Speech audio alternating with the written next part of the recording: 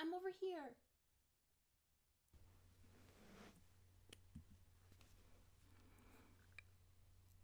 Did you find this place all right? Yeah, it's a little out of the way. Thanks for coming. Even though you wanted to. Not that I didn't want to. Never mind. So, you wanted me to help you find some books? No, you're not a bother at all. Hmm? Oh, yeah, no. Honestly, I was really surprised that you wanted to come to a bookstore with me. Most people shop online nowadays, even I do, and ebooks are getting more and more popular nowadays. But it's still so nice to peruse the shelves and be surrounded by books, and to hold them and to page through them I'm sorry.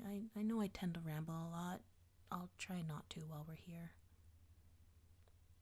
What kind of books were you looking for? Are you studying to get into law school or medical school? I know what kind of books can help with that, even though I've never taken those kinds of exams myself. Oh, that's not it? Just for fun? You want books just to read for fun? What kind of genres do you like? I can look some recommendations. Oh, oh, no. You wouldn't like the genres I like. They're they're nerdy and childish. Um, well, I like fantasy mostly. Um, Young adult fantasy novels, science fiction, and sometimes historical fiction, with or without fantasy elements. I listen to a lot of audiobooks nowadays, with my work and everything, but most of my favorites should be in stock here. Uh, yeah, I'll show you.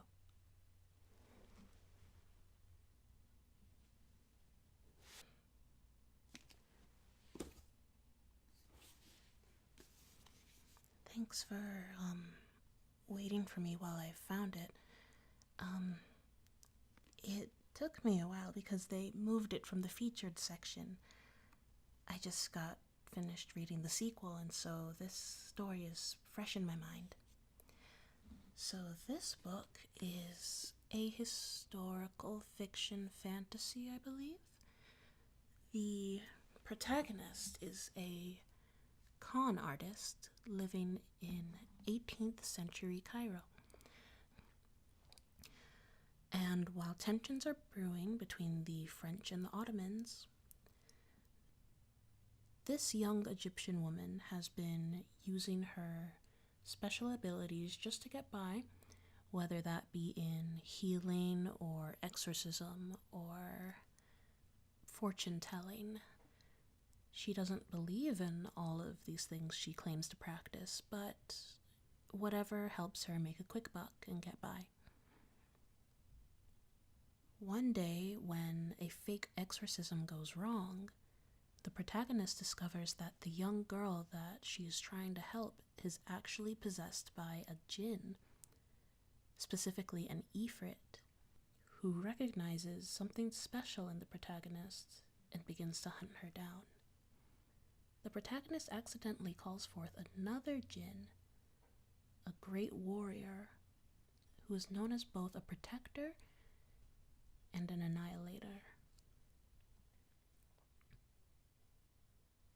The two are quite confused about each other's existence, to put it lightly. The protagonist, who is clearly stunned by the existence of jinn, and the jinn warrior, who sees that the protagonist is not quite entirely human. He insists on taking her to a great mystical city of jinn, where she'll be safe from the Ifrit who are hunting her down. And during their journey, they fall in love. Upon reaching the city, the protagonist finds out more about her ancestry and gets tangled into the world of complicated jinn politics, having to learn to manipulate both the court and the king, as he attempts to manipulate her. As this carries on, we frequently switch perspectives between her and the king's second son, a prince who is destined to become his older brother's second in command. He is not as cruel as his father, nor as charismatic as his older brother, but he is a learned and devout scholar who wants nothing more than peace between the various jinn tribes in his city.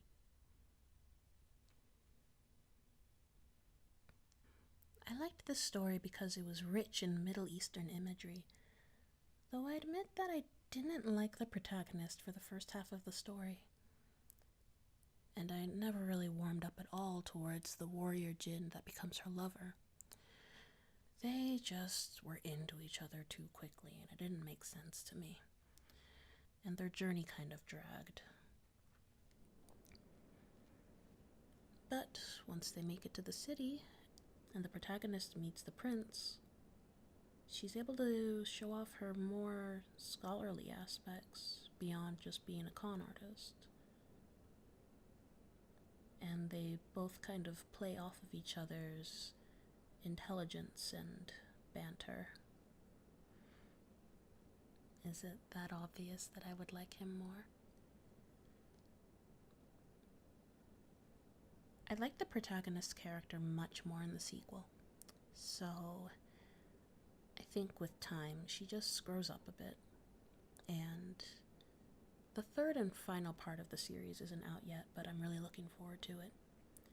I think you'll like this book if you like historical Middle Eastern and Islamic folklore and court politics, but the romance may or may not contribute to how much you like this story. But as I was talking about this, I was reminded of another book that I really liked. So follow me and I'll try to find it.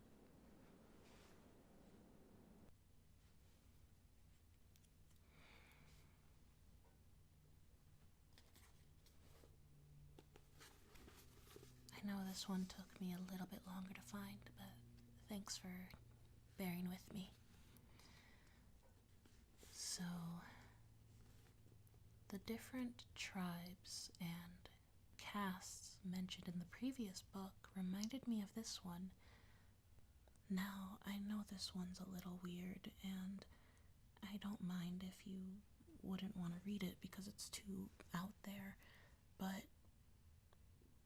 this book is about anthropomorphic bees. Don't laugh, don't laugh, don't laugh. It's not the movie. It's not like the movie, I promise. Don't laugh. Shh. Now, in this one, the main character is born as a sanitation worker, a member of the lowest caste in her hive.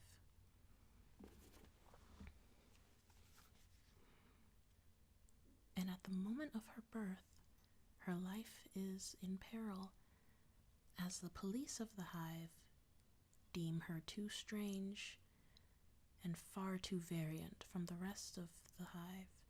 She is large, dark, powerful, and most peculiar, she can speak, which is a trait that none of the other sanitation workers have.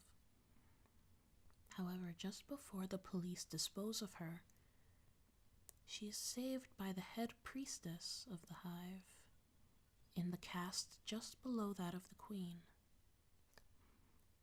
She uses the protagonist to run an experiment and allows her to work in different parts of the hive. Her achievements in various parts of the hive earn her an audience with the queen herself. And with her she learns more about the hive and the history of the queen and their species. The queen is mother to every member of the hive, no matter what caste, and the protagonist is very devoted to her and the laws of the hive. When the protagonist discovers herself able to lay eggs, she becomes something of an outlaw, for only the queen may breed. And so with every egg she lays, she is at risk of being discovered either by the police or the priestesses. Despite the threats, her deepest instinct is to protect her egg and see the hatchling brought to adulthood. And in doing so, she both betrays and revolutionizes her entire society. Now, this book had me looking up bee biology and anatomy at odd hours of the day and night just to see how much of this story was true to life. And most of it was. It turns out that worker bees do have castes, and that any female bee can lay eggs if the queen is in unusual circumstances. All I can really say is that it is one of the best takes on anthropomorphism I have ever read, and it will make you love honeybees and hate wasps so much more. There's even another book with a caste system where... Oh my gosh. Oh my goodness, it's already so late. I'm so sorry. All I did was ramble about what I liked, and we didn't get to figure out what you wanted, and I'm sorry. You want to buy both of these? You can't. I mean, you really liked them? That makes me happier than I could have expected, but really, let me pay for at least one of these. I mean, I can buy that book, which I don't have in print, but then how will you get to read it? Another what? Another date? This wasn't a date. Was this a date? But you just needed a book, right? That's why you asked me out. Oh, no. This must have been an awful date for you. All I did was talk about the stuff I liked. You liked that? Listening to me talk about the things I enjoy? I'm so stunned. I don't know what to say. I'm so happy to hear that you had fun. Yeah, I'd really like to meet up with you again.